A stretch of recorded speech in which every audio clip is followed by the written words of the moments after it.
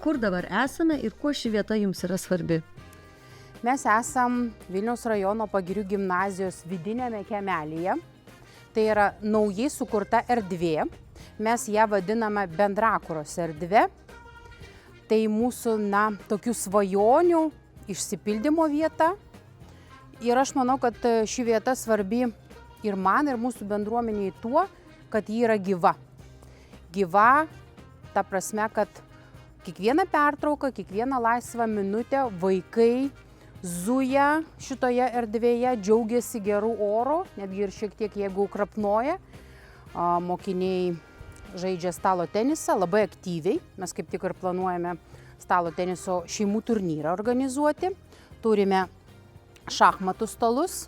Jie irgi yra populiarūs. Aišku, šiek tiek mažiau nei aktyvi fizinės veiklos dalis.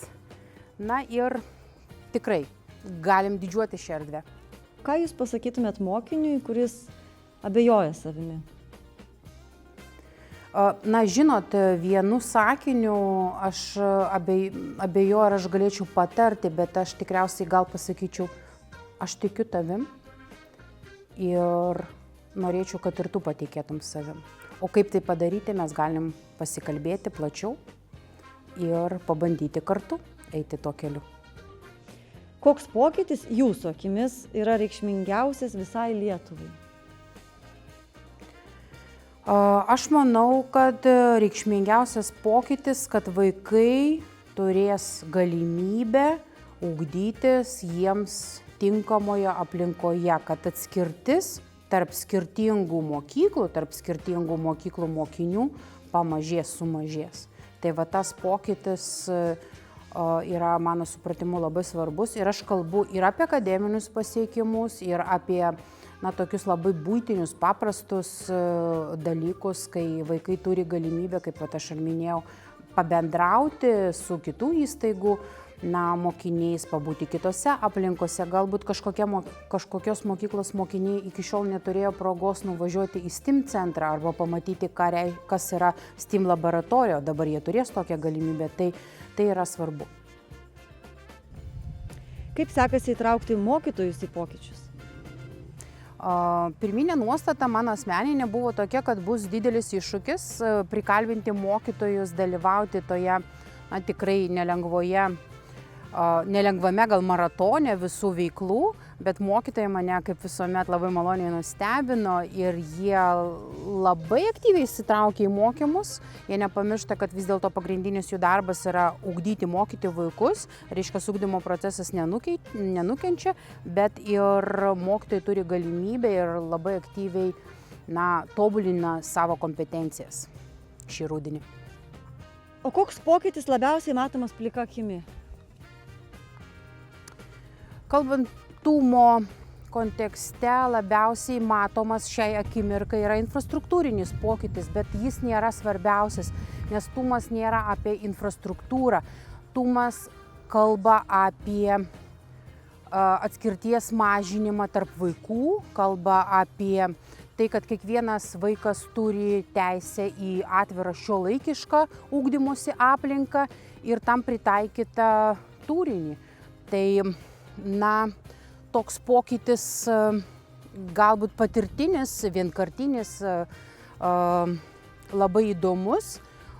Mes turime įsirengę lauko daržą tokį, patyriminį taką ir vienas mokytojas dalinosi patirtimi, kad jis su savo aštuntokais ėjo sodinti įvairių gėlių ir kitų augalų svogūnėlius ir su poreikiu mokinys, kuris nepasižymi didelę motyvaciją, kuris pakankamai apatiškas yra, po vienos pamokos pasakė: mokytojų, jeigu bus tokios pamokos, jeigu jūs leisit man čia kurti, aš už.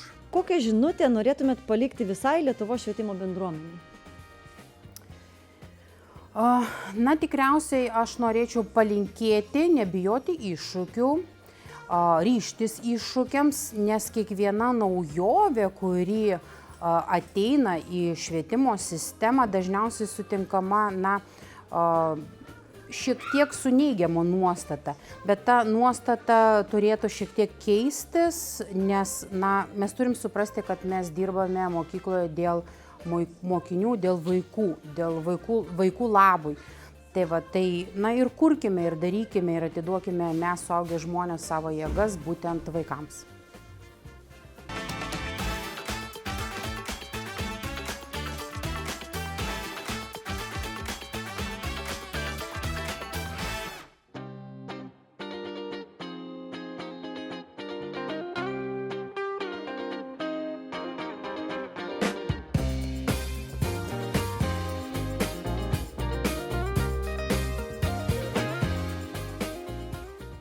Kaip prasidėjo jūsų diena?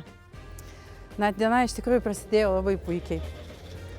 Mokykla yra tokia vieta, kai kiekviena diena yra skirtinga ir kiekviena jos pradžia irgi yra vis kitokia. Kas jūs paskatino rinktis švietimo kelią? Iš tikrųjų galėčiau pasakyti, kad švietimo kelias pats mane surado, nes niekada neplanavau, kad aš iš vis būsiu mokykloje, būsiu mokytoja arba iš vis tapsiu vadovė, bet tiesiog vienu momentu manęs paprašė pagalbos, padėti mokykloje, truputėlį padėstyti mokiniams. Aš likau pavaduoti vienos mokytojos, taip likau jau 15 metų. O paskui, kai aš pradėjau dirbti mokykloje jau kaip pastovų darbą, aš supratau, kad šis darbas yra mano, bendravimas su mokiniais, bendravimas su žmonėmis, su mokytojais, tai iš tikrųjų yra nuostabi veikla ir joje galima labai daug ką pasiekti. Todėl šis kelias yra mano ir aš jaučiu, kad esu ten, kur ir turiu būti. Gal galėtumėte įvardyti, koks pokytis tūkstantmečio mokyklų programos yra labiausiai matomas? Šiuo metu iš tikrųjų labai daug veiklų jau įsibėgėjo ir vienas pagrindinių tai yra mokytojų ir mokinių mokymai tam visomis temomis, kurios yra aktualios mokykloms. Ir tas pokytis bus labiau matomas po tam tikro laikotarpio, kada tie mokymai baigsis ir kada mokytojai jau galės savo naujas kompetencijas pritaikyti savo pamokose. Bet pavyzdžiui, tam tikros veiklos vyksta ir mokiniams. Dabar mokiniai dalyvauja STEAM veiklose, kur važiuoja į Kauno 7 fortą, tai jie iš tikrųjų sugrįžta, atrodo patys laimingiausi vaikai, nes jie dirba tikrose laboratorijose, nors yra pradinukai ir penktokai, o jie jau gali būti tikrais mokslininkais, tai tikrai matome tą tokį jų gal emocinį didelį pokytį, jų pasitenkinimą nuo tų veiklų ir kadangi veiklos nėra vienkartinės, kaip dažniausiai būna ugdymo proceso metu, jos yra sistemingos kas kiekvieną savaitę ir matome tikrai rezultatą ir jie, kai kurie vaikai jau apsisprendė, kuo nori tapti gyvenimo, todėl tie pokyčiai jie po truputėlį vis labiau ateina ir jie įsibėgėja, o jau paties projekto pabaigoje, man atrodo, bus galima apie tos pokyčius pakalbėti dar plačiau. O galbūt galėtumėte įvardinti, koks pokytis įgyvendinant tūkstantmečio mokyklų programą yra reikšmingiausias Lietuvai? Manau, paties projekto, pačios programos tikslas ir yra būtent sukurti visoms mokykloms sąlygas ugdyti vaikus pagal skirtingas kompetencijas. Tai yra tiek STEAM, tiek lyderystė, tiek įtraukusis ugdymas, tiek kultūrinis. Ir jų tikslas yra būtent, kad visos mokyklos įsitrauktų šitas veiklas, ne tos, kurios turi didesnį finansavimą arba didesnį mokinių skaičių, arba galbūt didesnį olimpiadininkų skaičių, bet visos mokyklos, nuo tų mažiausių, kuris yra atokiausius nuo miestų, kur neturi didelio finansavimo, bet šitas pokytis ir buvo vienas iš esminių, kad visos mokyklos būtų įtrauktų šias veiklas, visi mokiniai turėtų lygiavertės galimybės. Koks bendradarbiavimo pavyzdys su kitomis savivaldybių mokyklomis jūs įkvepia labiausiai? Tokio vieno kaip ir nėra, todėl kad yra labai daug nuostabių puikių mokyklų, kur turi ypatingų veiklų organizuojamų ir galbūt šitas pavyzdys būtų mano asmeninis, kad kai pradėjau studijuoti švietimo lyderystę, toje grupėje susipažinau su 58 įstaigų vadovais. Ir tada supratau, kad mes kartais matome tik tas aplinkinės mokyklas ir kas vyksta joje, bet iš tikrųjų Lietuvos mastų mes turime daug puikių pavyzdžių ir daug puikių mokyklų, kurios ne tik tais auga su kiekvienais metais, bet kurios ir išlaiko savo vardą tarptautinėse erdvėse.